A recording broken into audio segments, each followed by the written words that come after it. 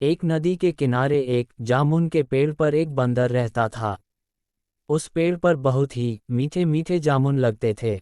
एक दिन एक मगरमच्छ खाना ढूंढते हुए पेड़ के पास आया। बंदर ने उससे पूछा तो उसने अपने आने की वजह बताई।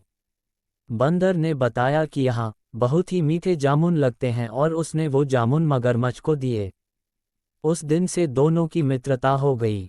वह बंदर उस मगरमच्छ को रोज खाने के लिए जामुन देता रहता था। दोनों मिलके जामुन खाते और खूब सारी बातें करते। मगरमच्छ और बंदर का ये रोज का नियम बन गया था। एक दिन उस मगरमच्छ ने कुछ जामुन अपनी पत्नी को भी खिलाए। जामुन खाने के बाद उसकी पत्नी बोली, ये जामुन कितने मीठे हैं। स्वादिष्ट और मीठे जामुन खाने के बाद मगरमच्छ की पत्नी बोली, जो रोज ऐसे मीठे जामुन खाता है उसका दिल कितना मीठा होगा। उसने अपने पति से कहा कि उसे उस बंदर का दिल चाहिए और वो इसी जिद पर अड़ गई। उसने मगरमच्छ से कहा, जब तक उसे बंदर का दिल नहीं मिलेगा तब तक वो खाना नहीं खाएगी।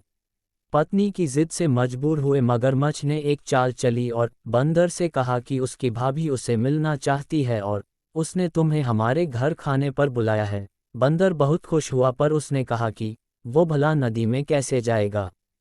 मगरमच्छ ने उपाय सुझाया कि वह उसकी पीठ पर बैठ जाए ताकि सुरक्षित उसके घर पहुंच जाए।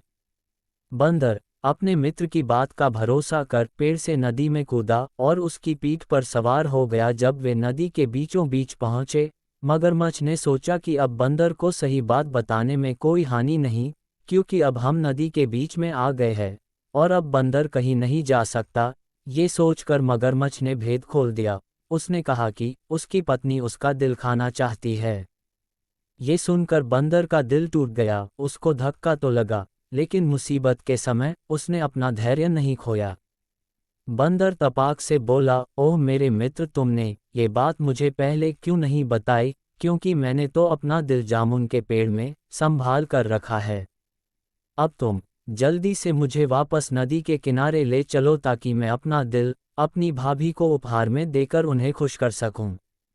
मूर्ख मगरमच्छ बंदर को जैसे ही नदी किनारे लेकर आया, बंदर ने जोर से जामुन के पेड़ पर छलांग लगाई और क्रोध में भरकर बोला, मूर्ख, दिल के बिना भी क्या कोई जिंदा रह सकता है।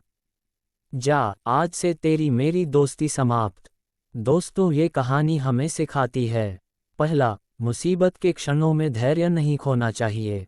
दूसरा, अनजान से दोस्ती सोच समझ कर करनी चाहिए। तीसरा, मित्रता का सदैव सम्मान करें।